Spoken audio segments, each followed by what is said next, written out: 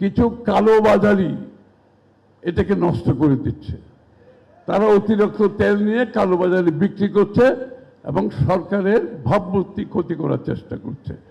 আমি এখন দেশ গড়ার সময়, নেশন বিল্ডিং এর সময়, এবং আপনারা দেখতে পাচ্ছেন 1 মাস রোজার সময় এই কথাগুলো বলা দরকার। পুরো 1 মাস রোজার সময় দিনরাত সবাই কষ্ট করেছে সরকার থেকে। দ্রব্যমূল্য স্থিতিশীল ছিল। একটা যুদ্ধ চলছে যেখানে তেলের অভাবে বিভিন্ন দেশে অনেক বড় বড় সিদ্ধান্ত নিয়েছে।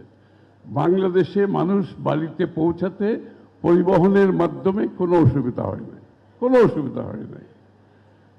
প্রত্যেকটা ঈদের আগে গার্মেন্টস শ্রমিকদের দাবি দাওয়া নিয়ে রাস্তা উত্তপ্ত হয়, ভাঙচুর হয় ফ্যাক্টরি। এবার কিছুই হয় নাই। সবাই শান্তভাবে তাদের পাওনা নিয়ে সঠিকভাবে পরিবহনের মাধ্যমে বাড়িঘরে যেতে পেরেছে।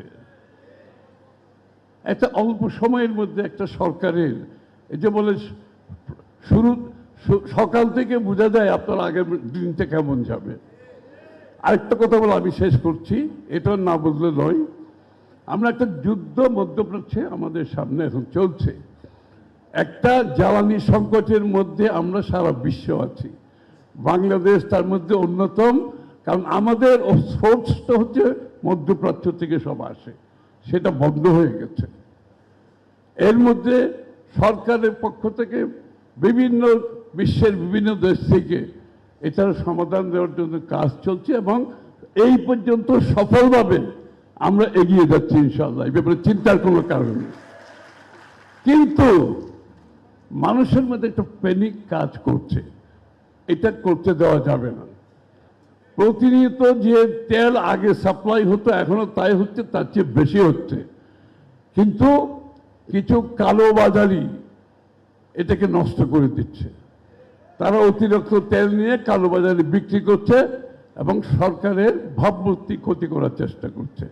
আমি এই কথাটা এই জন্য বলছি, আপনারা সচেষ্ট থাকতে হবে যার যার জায়গা থেকে। যারা নির্বাচিত প্রতিনিধি তাদেরকে সজাগ থাকতে হবে। এটা অত্যন্ত গুরুত্বপূর্ণ।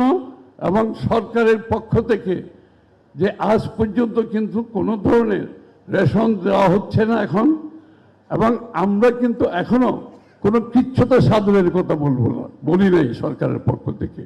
কিন্তু একটা কথা আমাদের মনে রাখতে হবে, আমাদেরকে কৃচ্ছতা সাধন করতে হবে, সরকারকে সহযোগিতা করতে হবে, সংযম থাকতে হবে। আমরা সবাই মিলে এটা সমাধান দিতে হবে, সরকার একা দিতে পারবে না।